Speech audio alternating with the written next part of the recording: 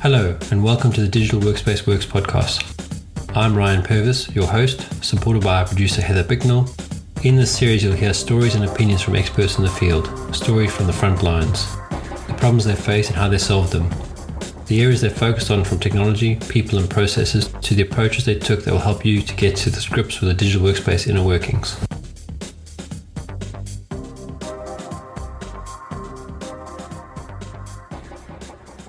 So, welcome, João, to the Digital Workspace Works podcast. Do you want to introduce yourself, please? Oh, yeah, 100%, Brian. Thanks for having me. Well, as you said, my name is João. I'm a young entrepreneur, as people said, but most of all, I'm a rebel. So I would say that I'm like this enthusiast for new technologies. So here I am, having an adventure and also working hard in entrepreneurship in technology. Fantastic. Great. What does the digital workspace mean to you? Freedom. Yeah. Yeah, definitely. Freedom. Yeah. Like if you put like in metaverse, for example, as I define it as internet 3D, simple as that, you can be whatever like you want to be. And if you look to money in a Web3 scenario, it's like crypto, Bitcoin stuff. You also have the freedom to transfer money. I mean, you are in UK right now, right? Correct. Yeah. So yeah, I was there last week, but it's like I can transfer money in seconds to your bank account, and I can actually do that in pounds if you like to. So I have the freedom to transform and change my money whatever I want to, and pay whatever I want to, and the government actually doesn't really know who I'm paying, who is paying.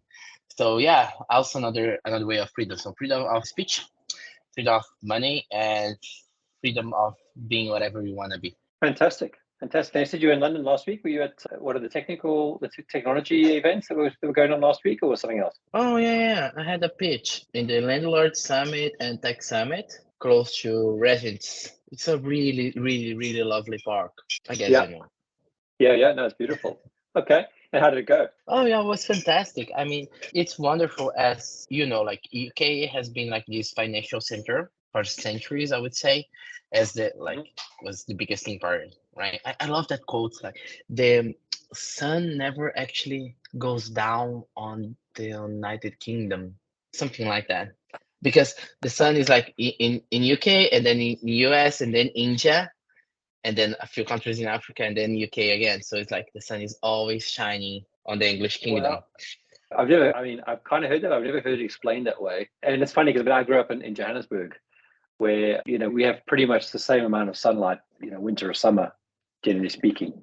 Obviously it shifts around, but we still have the same amount. But living here, when it gets to this part of the year, I'm not sure what Portugal's like, but the sun will light will start coming. It's started coming light about 8:30 now, and then it'll go dark at 3. So that kind of messes with you.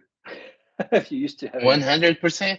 I was like last week there, and it was just like 3. It was. I just look at outside, say like, yeah, I would like to have a Guinness. Like right now, it was like 3 p.m. and I was just like, guys, what's going on? It's a mix up. Yeah, it's pretty weird, but yeah. London's lovely. Is one of the towns that I often go. And about the event, it was what's crazy because just a month before, one of my closest friends and also a great entrepreneur, Richard Warrior from Genesis, he works in tokenization. So he was giving a pitch and I was there, and after it was about tokenization, and it's pretty easy. Like tokenization is kind of the process of tokenizing and putting in a online way of private property. So anything. So after like his pitch, everybody was just like, oh, so this is the Bitcoin. And we were like, no, this is not Bitcoin. This is tokenization. It's the same process as Bitcoin, but it's different. So it was kind of funny to because I came from South America. And when I look to the UK, we produce a lot of things. We produce we are the biggest in orange, soy, and a lot of things. But we are more in agribusiness. The UK is mainly finance. So I was just like, guys, what is going on here? Like, you should be the one actually, we can exchange things. And at the same time, England is so prepared to adopt crypto. And as I see this new first minister that is not so new anymore, but he speak good things about crypto. So yeah, it was interesting to talk with some English people there.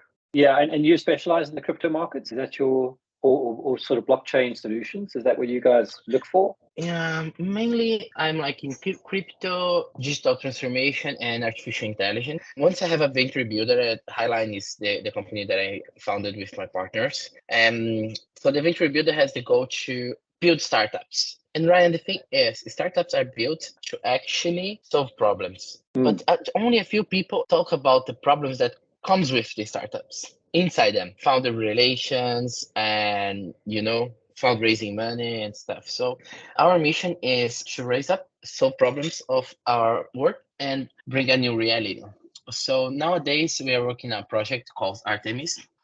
Artemis does is actually get a lot of scrubbing, like getting a lot of data from the influencers and match with the goals of the companies. So a company can actually know now and use data to decide and pick who is the best influencer. So this is going to be a creator economy thing, and it's going to be huge. I mean, it's a market that doesn't even started yet. So mainly, yeah, I'm in these kind of fields. Okay, very interesting. I mean, so Phoenix One, which is the fintech platform that I'm involved in. I mean, we're trying to solve a lot of not that problem per se, but we are seeing what you're saying there as an area that's coming up a lot. Where there's this need to bring sort of financial solutions to social communities in a sense. And if you look at kind of what Elon Musk is doing with X, where he bought Twitter, he's changed the model. He's almost flipped it on its head. And now he's already talking about a banking service that goes with it. It's interesting to see that this is kind of converging, as almost things that would never converge are now becoming very converged. Yeah, it's true. I mean, every business, and I see that way to Apple too. If you look, they have a card Yes. already. So I think they're going to transform as bank. I mean, I bought like clothes yesterday, Rudy, and with the API with the Stripe, I could pay like easily in my Apple Pay. It was like truly fast. So less than 2 seconds, I paid to my Rudy and was integrated with my wallet and my address. So the shipping is going there. So I think every like company that really grows, it's going to, in a way, become a bank with the open bank solutions. And we have a huge case in Brazil that it's a company called Natura, and they were like they sell perfumes and body Oh, yeah. cares products. Yeah, and they turn into a bank. Well, It's yeah, it's I mean, unbelievable. if you look at something like Stripe, for example, Stripe has not got the best UIs available, but what they do have is they create that service layer. Now, what we're doing is taking their APIs and making them beautiful with our platform, and it's bringing that ability for someone to build their app in the, you're as you said, startup solve problems.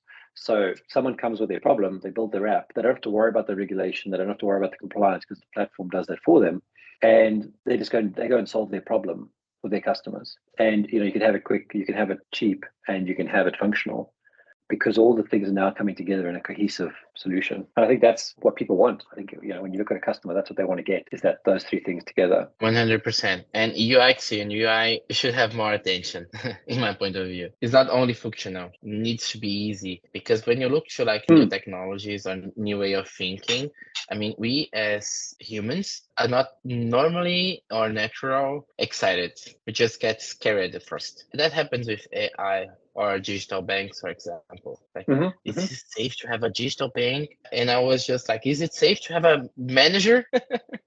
Is it safe to have a bank for the first thought? So I think CUX and UI needs to get more attention in order to get people invited to new techs and new ways of thinking. Yeah. And I think that's what I mean, you talk about the adoption curve. I mean, everyone gets fear is one of those things to handle, mostly because it's a emotional reaction to what they were used to and a fear of what's next. And then the next piece, which is, and it's kind of thing that's drilled out of you in school, that ability to learn and make mistakes. It's okay to, it's okay to press the wrong buttons on the app per se. Obviously, when you're doing transferring money, you don't want to make too many mistakes. But this idea that it's okay to experiment with these things, and then once you adopt it, then it becomes part of their life. I mean, look at how Google is part of everyone's life. It's part of the fabric. But to begin with, Google was the first, and how many people wanted to use Google? Not the first; it was the first one adopted. There was AOL search, there was Yahoo search, but Google was the simplest one to pick up, so people picked it up. Yeah, so I just think that in a way, have you seen the Rogers innovation adoption curve? Are you familiar with this? Because I think this is kind of an interesting concept. If you look to like this curve of adoption, only 2% who's like tech enthusiasts mostly are like innovators. So they're like, oh, what is going on like of new? Then we got the visionaries, who's about 13% of the population. Then we get like the early majority, I would say the pragmatist, who is 34, the conservatives, 34 too, and the latest people, the more traditional ones, the laggards, and only 16%. So because I speak a lot about mass adoption, and I have seen that there is some facts that need to actually show up so people can adopt new techs. And one that I have been working with is like key opinion leaders actually leading this digital transformation, because once we normally don't want to be the first. We are more like, Ryan, you can go first, and then I can see, and yeah, and then I can do my movement. But anyway, when you have like a key opinion leaders, that's someone you wanna follow through, and he was or she was the first, it's kind of easy to get adoption in an app or any technology that you're developing, blockchain, artificial intelligence, crypto, or whatever. So yeah, I think it's kind of an interesting concept.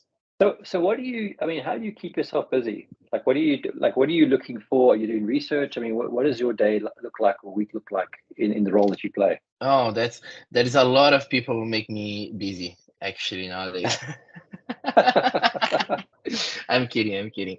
Well, mostly I kind of I divide my time in one third in Brazil, one third in Portugal, one third in UK, and one third in traveling around. Because as I said, I have a venture builder, so I can't develop or start to develop something that someone already did. Because I just think this is such a waste of time as society. I'm not seeing from the perspective of, oh, you can be my competitor. Because in Web3, in new technologies, Ryan, we don't have competitors. We only have helpers. So if you see, and if someone that going to watch us or hear us is in new technology field, guys, just really get your competitors close and say like, we can work together, not directly, but indirectly too.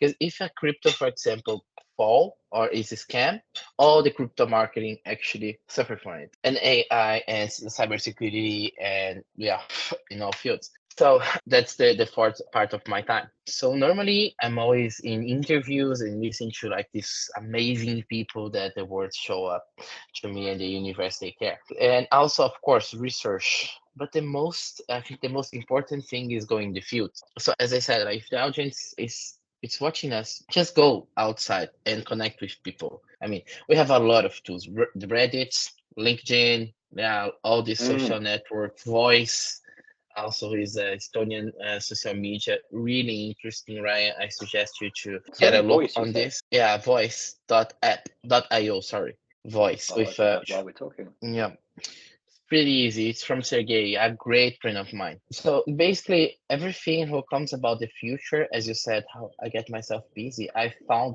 community because we are not isolated island, right? We all want to connect. After pandemic, even more.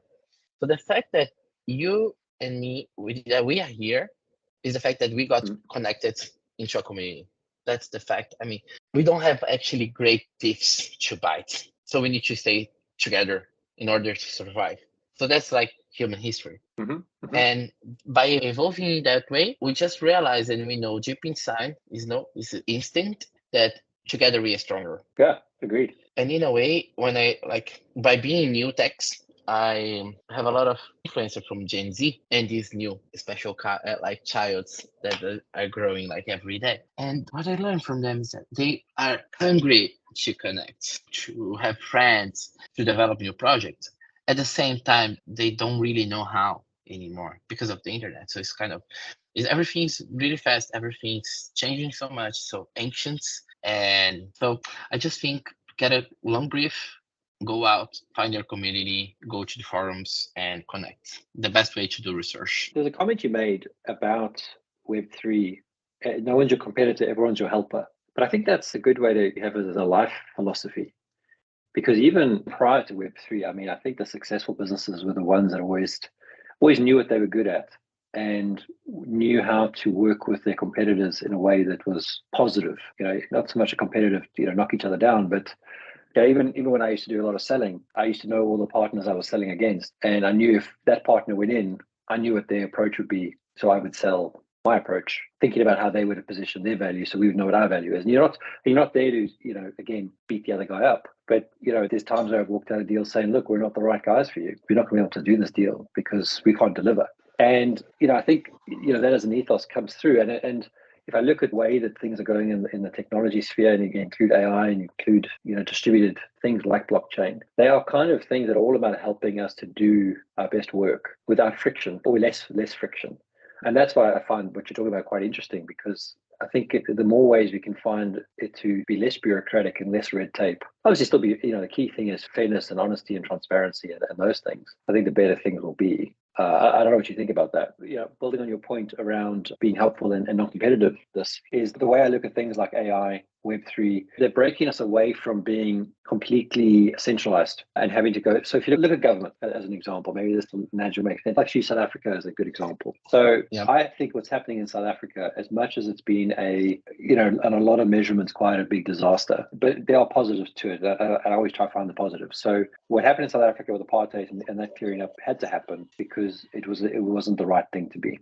And having a new government come in, they've had 25 years, and a lot of people say they've messed it all up. But there's not a political discussion. What's interesting about what's happened is that the government is actually incompetent to the point that they can't deliver anything. But what's happened is the country, the private sector, has stepped in to take over the services that the government would have provided. Because the government, to be honest, and I see it in the UK as well, so it's not just a South African thing, and this is why I kind of see the interesting part, is I don't think governments can keep up with the speed of what is going on in the general populace. If you look at how long it takes for regulations to come in, if you look at how long it takes for laws to get passed, they can't keep up with how fast the technology moves. Just as an example, right? So the thing that I find interesting about what's happening in South Africa is what's happening is you have areas that are still underserviced, but you have areas that are serviced, but the service is not coming from the government. The service is coming, well, for the most part, the service is coming from the private sector, and they're creating these new sort of pockets, and there's a specific word for it.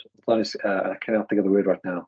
But think of it like a distributed node on the blockchain, on the chain, right? So Cape Town or the Western Province is distributed. Every ward is its own node with its own service delivery handled by a private company to do the service delivery. So they've created their own solution to their own problem, per se, with a common theme about how to solve it, but you're not dependent on a centralized function to make the decision for you. The decision isn't made in Pretoria, which is up north.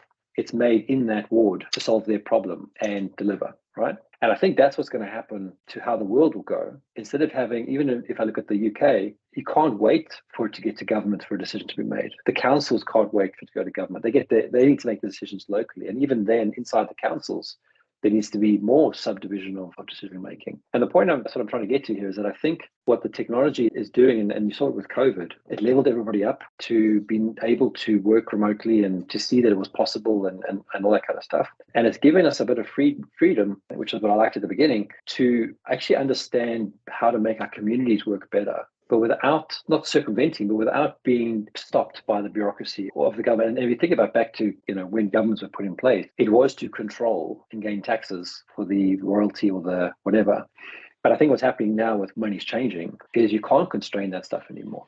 It's naturally getting life of its own in some respects. That's what, I was just thinking about what you were saying, and it kind of, the analogy for me is that things are becoming more and more distributed and more self-controlled. Yeah. You're 100% right. I mean, I have speaking with like many people from different places, and I never heard something like, our government is great. I am so happy about it. And I never heard that, to be honest. It's like the biggest compliment was just like, this one is not so bad. So I think you're right. And the fact is, once we are getting power back, in a way, I think that you need a strong reason to move yourself. And the government has been like in this status quo for so long. So when the pandemic hits, they were just like, holy shit, everything changed. What are you going to do? Oh, everything is in my hand. Like my people need me. And I didn't see any government who could cut a great job during that time. Maybe New Zealand or Australia. Yeah, that depends. But anyway, the thing is, so the people actually wake up because they stop to be in this lifestyle of just running, like work, pay, work, pay, And we got this time to really look inside and look to our lives and kind of get the perception. So I really think that 2020, like in the next years and decades, is going to turn like the real adoption of a new way of thinking, because we don't want like anyone to control us anymore. And one thing, Ryan, we need to address here: revolution doesn't happen to everybody at the same time. Yes. So if you look to the history, it's going to say like 17th of March 2020, but it's different. Like the pandemic in Brazil happened 3 months later. In China was kind of a year before, to someone that knew. So we need to like look to the history and realize that. And also we need the feeling of fear to start moving ourselves. So the way I see the governments today, like they are like carry of this kind of revolution. If you look to the blockchain, it's kind of changing the way that we communicate. Because if you look to a block of communication, in the like before it was like I know and you know, right? And the Yeah. blockchain about the information is everybody know that I said that to you, and everybody can check this. So what blockchain actually did was transform the transparency of the communication to a decentralized manner. Yeah. Yeah. And this go to crypto, this go to everything. If you look to the AI and combine to the blockchain, is like how can we have like this worldwide brain look to us, you know? So I truly believe that at the same time, right? Okay, so we are getting the freedom, also the power. And what can I do? I mean, what do I do with power now? What do I do with freedom? Because when you put like to cybersecurity, and I have been crypto for a while, I always when I make like a transaction, I'm just like, there is like this small tiny fear of, is this really safe?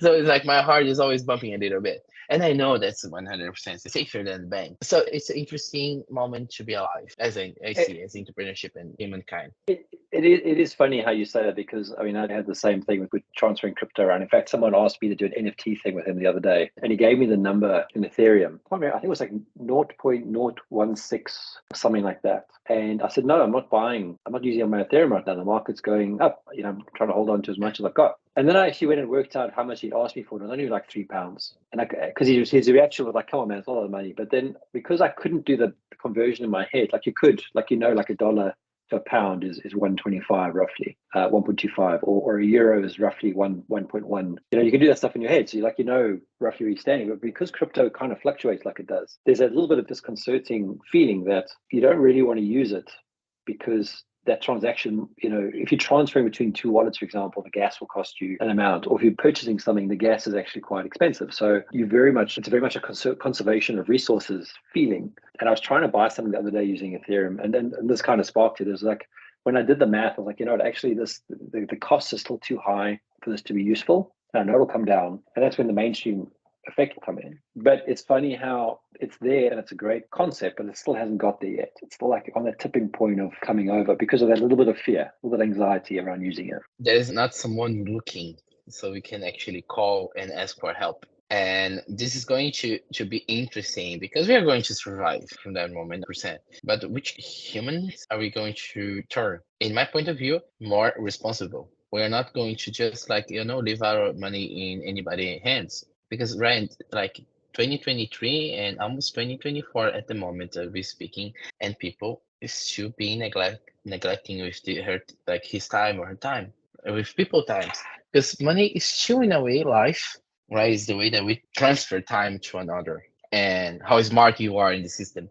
So after that era, I think people are going to be more conscious of everyday time and where to stock the money, how to actually transfer in a safe way, and be more valuable.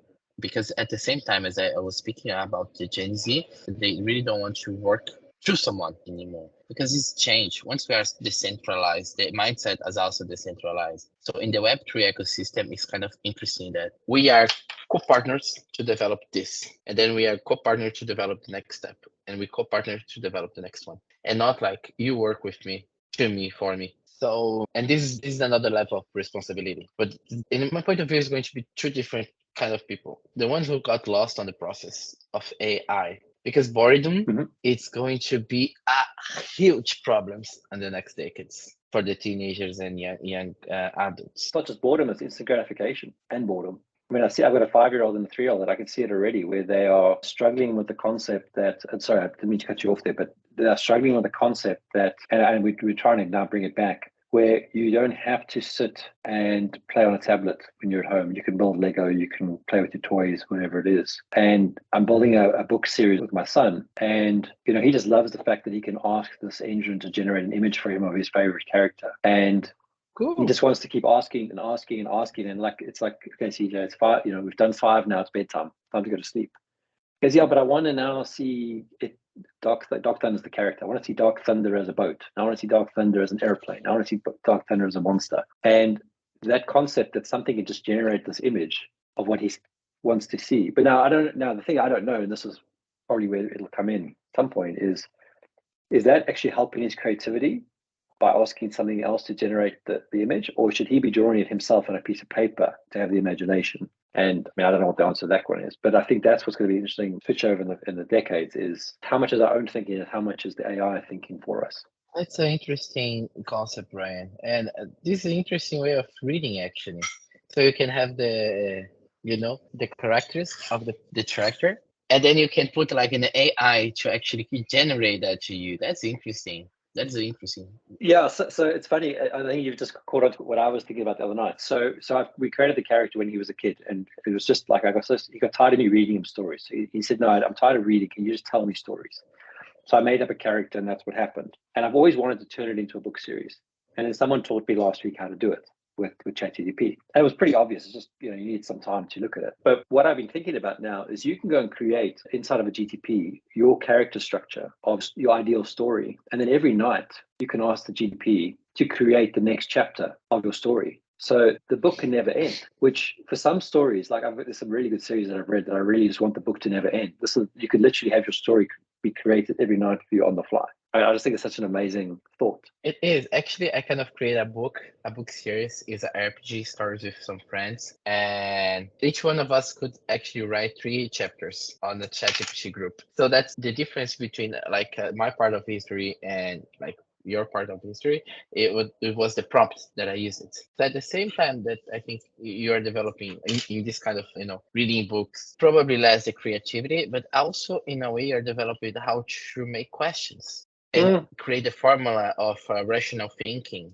Because if you put like a poor prompt, the AI is going to, and that's an interesting one. I just got this study, this research that a guy actually put the prompt and say, if you give me a great response, I'm gonna give a tip for you. Yeah. And it's impressive that the ChatGPT after has been offered a tip, just give a better answer. So at the same time that it's like not the creativity of imagine a persona or a character, at the same time it's kind of teaching him how to make questions. And if you look to the bottom line, the world is not moving by the answers but by the right questions. So this is also an interesting skill to develop. And how old is it's a daughter, it's your son? So I've got a son and a daughter. So it's my son who's 5 who we're playing with this with. Let me actually I'll show you a couple, and I'll put some images in our episode so people can see them, because it really is, I really enjoy it. And my goal is to turn this into a book or a few books. Let me get one of these open so you can see. So let me just turn off and it's amazing because I wanted to write books for years and I never had the time. But that's the generated image.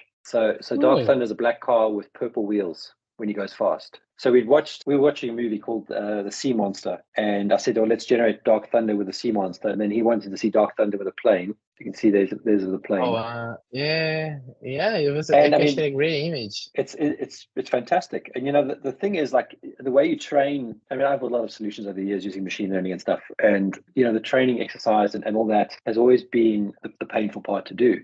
But this is so nice because what you do is you go and generate, and I'll just scroll through as you can see. You just go and generate a whole lot of images and text, right? And then you take out the stuff that you like and you upload that into the knowledge base, like you would upload onto Facebook. I mean, that's how easy it is. And then you just see a little message saying knowledge updated. And then you ask it to regenerate the images again. And the images have mostly improved. So its learning capabilities are actually really good.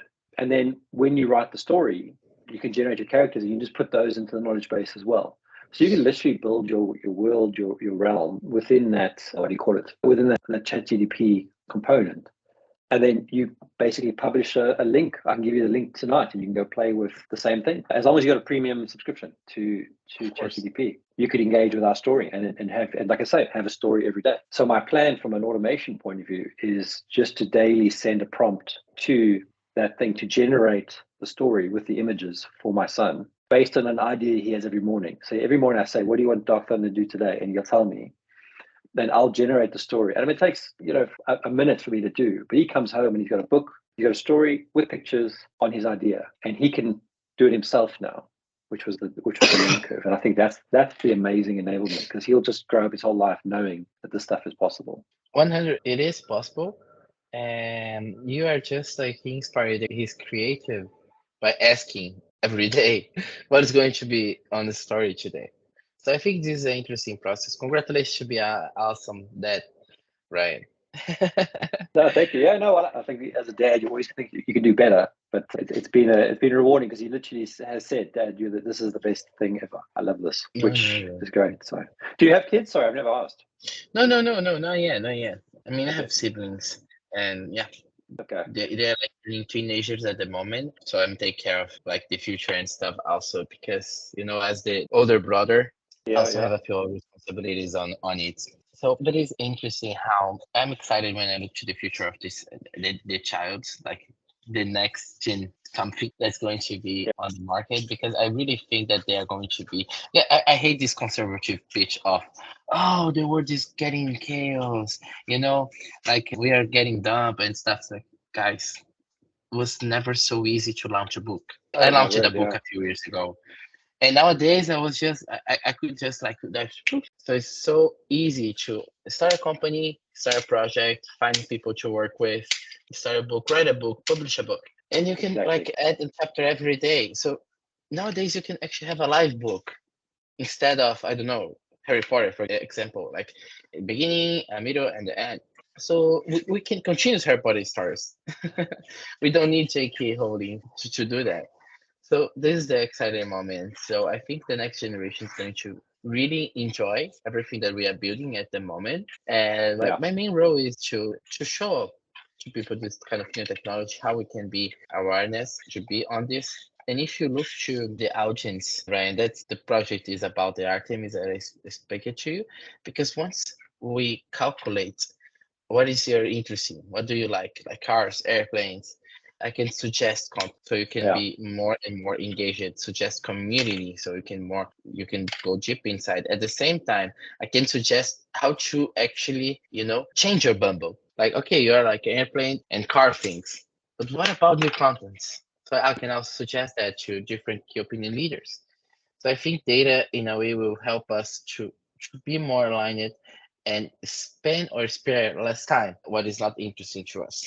So when I look to the future, I have this kind of amazing feeling that's going to be impressive. Yeah, I think you're right. I think data has been for a long time touted as the new oil, which is probably correct to some extent, but I think it's the ability to use data and make it actionable and find the important pieces and bring the dots together into something cohesive. That's really the trick. So I'm interested to see how that plays out.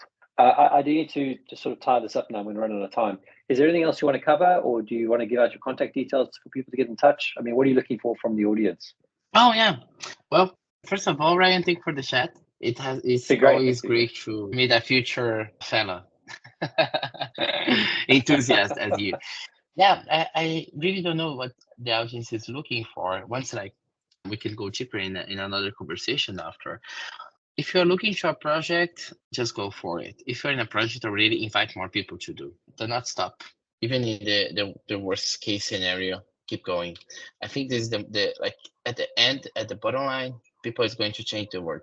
So as we speak about a lot about society and future, well, everyone's kind of integrated in this future that we are speaking of. So be positive. We are getting there.